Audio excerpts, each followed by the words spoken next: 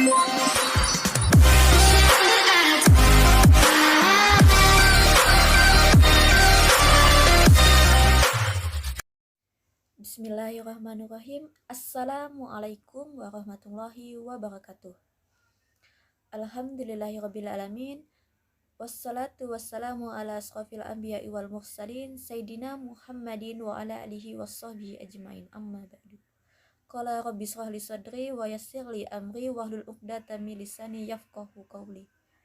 Perkenalkan, nama saya Rita, NIM 12001024. Saya dari kelas 4A Prodi Pendidikan Agama Islam. Di sini saya akan menjelaskan materi sujud sahwi, yaitu salah satu mata kuliah pengembangan materi pendidikan agama Islam dasar 2. Baiklah, materi saya yaitu sujud sahwi yang terdiri dari yang pertama, pengertian sujud sahwi, dan yang kedua, hukum pelaksanaan sujud sahwi. Yang ketiga, sebab-sebab dilakukannya sujud sahwi. Yang keempat, rukun sujud sahwi. Yang kelima, syarat sujud sahwi. Yang keenam, tata cara sujud sahwi. Dan yang ketujuh, hikmah sujud sahwi.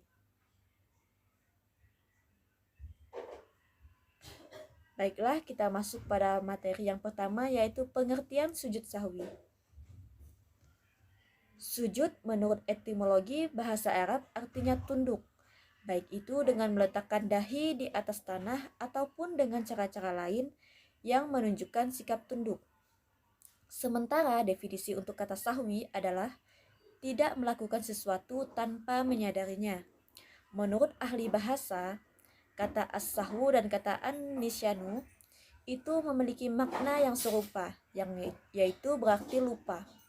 Sujud sahwi merupakan dua sujud yang dilakukan oleh orang yang sholat untuk menggantikan kesalahan yang terjadi di dalam sholatnya karena lupa. Jadi dapat disimpulkan, sujud sahwi adalah sujud yang dilakukan bisa karena adanya penambahan, pengurangan, atau keraguan-raguan dalam hal penambahan atau pengurangan.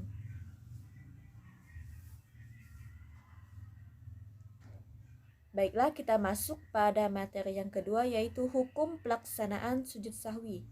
Mengenai hukum sujud sahwi, para ulama berselisih menjadi dua pendapat, yaitu ada yang mengatakan wajib dan ada pula yang mengatakan sunnah. Pendapat yang lebih kuat dalam masalah ini dan lebih menenteramkan hati adalah pendapat yang menyatakan wajib. Hal ini disebabkan dua alasan, yaitu yang pertama, dalam hadis yang menjelaskan sujud sahwi seringkali menggunakan kata perintah, sedangkan kata perintah hukum asalnya adalah wajib. Pendapat yang menyatakan wajib semacam ini dipilih oleh ulama Hanafiyah, salah satunya pendapat dari Malikiyah, pendapat yang jadi sandaran dalam mazhab Hambali, Zohiriyah, dan dipilih pula oleh Syekhul Islam Ibnu Taimiyah. Pendapat yang kedua, yaitu hukum sujud sahwi adalah sunnah di saat adanya salah satu sebab dari penyebab-penyebab sebagaimana yang disebutkan di atas. Maka dari itu, sholat tetap sah jika sujud tidak dilakukan, karena bukan wajib. Hal ini karena sujud sahwi tidak diriatkan sebagai pengganti wajib.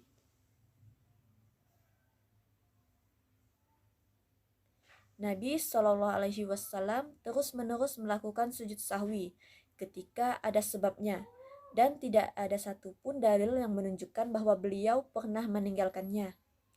Dalilnya adalah hadis dari Abu Hurairah. Dia berkata, Nabi pernah sholat zuhur dan asar bersama kami. Usai beliau mengucapkan salam, Zul Yadin berujar, apakah sholatnya dikurangi, wahai Rasulullah? Nabi pun balik bertanya, betulkah yang dia bilang? Para sahabat pun menjawab, betul. Beliau pun menyempurnakan 2 rakaat lagi, kemudian sujud 2 kali.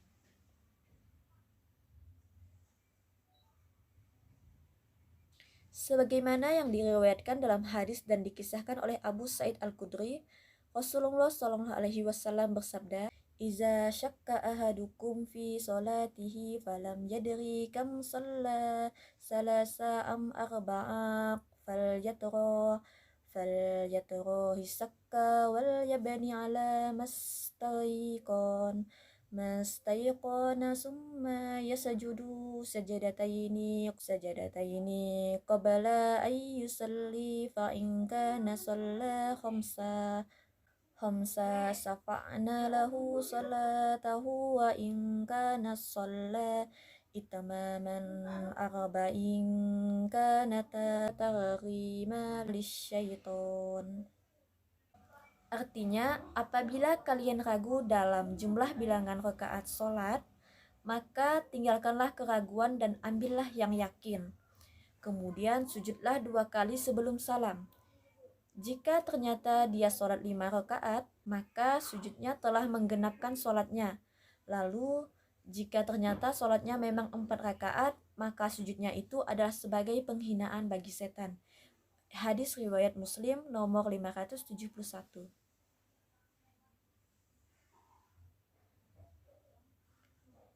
Yang ketiga yaitu sebab-sebab dilakukannya sujud sahwi. Penyebab perlunya dilakukan sujud sahwi yaitu yang pertama, apabila terjadi pengurangan dalam sholat karena lalai atau lupa, maka sesuatu yang ketinggalan itu tidak terlepas dari rukun kewajiban ataupun sunnah dalam sholat. Dan yang kedua, menambah jumlah rakaat sholat. Yang ketiga, melakukan sujud sahwi ketika musolli ragu di dalam sholatnya. Dan yang keempat yaitu rukun sujud sahwi. Yang pertama yaitu ada niat, dan yang kedua berdiri jika mampu, dan yang ketiga takbir, dan yang keempat membaca iftitah, al-fatihah dan surah Al-Quran, dan yang kelima rukuk secara tumakninah, dan yang keenam i'tidal, ketujuh sujud, dan yang kedelapan duduk antara 2 sujud dan mengulanginya lagi, dan yang ke-9 setelah itu duduk tasyahud awal mengulanginya lagi, yang ke-10 tasyahud akhir, dan yang 11 2 kali sujud sahwi, dan yang ke-12 salam.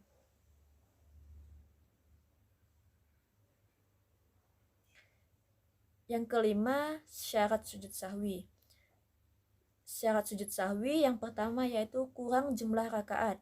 Jadi jika kita merasa kurang dalam jumlah rakaat, maka lakukanlah sujud sahwi tersebut. Dan yang kedua, karena kelebihan jumlah rakaat. Jika tiba-tiba kita teringat ini kita lebih dalam jumlah rakaat, maka lakukanlah sujud sahwi. Dan yang ketiga, ragu dengan doa, gerakan, dan jumlah rakaat, maka kita pun akan melakukan sujud sahwi tersebut.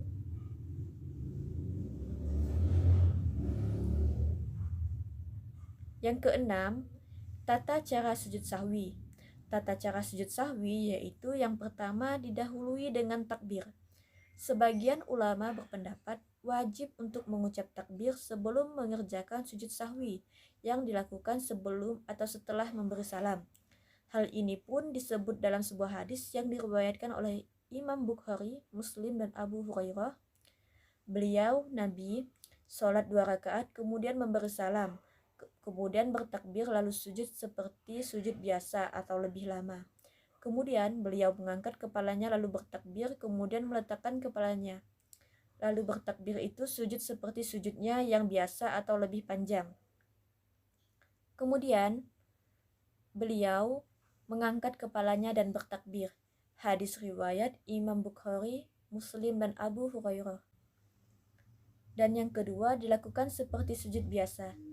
Sujud sahwi dilakukan sesuai dengan adab sujud biasa, artinya sujud dengan 7 anggota tubuh, yaitu kening, kedua telapak tangan, kedua lutut, dan kedua ujung kaki. Kemudian menjauhkan kedua lengan dari kedua lambung, menjauhkan perut dari kedua paha, merenggangkan kedua lutut, dan saat sujud bisa membaca Subhana man la yanamu wa la yashhu. Artinya Maha Suci Zat yang tidak mungkin tidur dan lupa.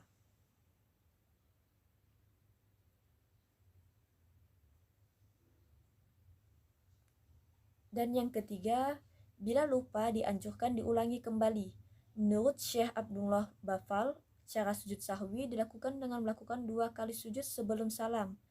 Bila seseorang lupa melakukan sujud sahwi, maka dianjurkan untuk masuk kembali ke dalam sholat dan melakukan sujud sahwi.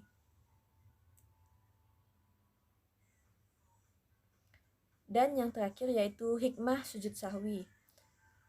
Hikmah melakukan sujud sahwi di dalam sholat yaitu terdiri dari yang pertama, kita menyadari bahwa manusia adalah tempatnya salah dan lupa. Yang tidak pernah lupa hanyalah Allah Subhanahu wa Ta'ala, sehingga manusia tidak boleh sombong dan angkuh.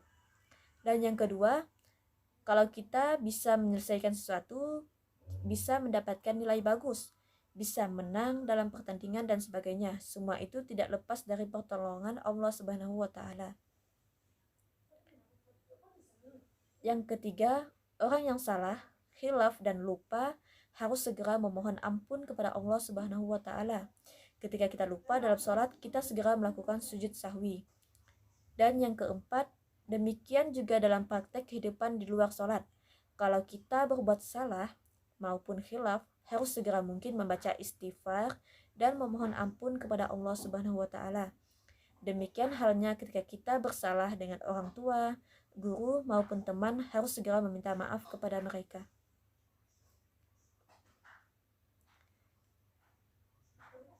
Jadi, demikianlah yang dapat saya sampaikan dalam materi sujud sahwi. Semoga teman-teman bisa mengamalkannya dan bermanfaat untuk kita semua.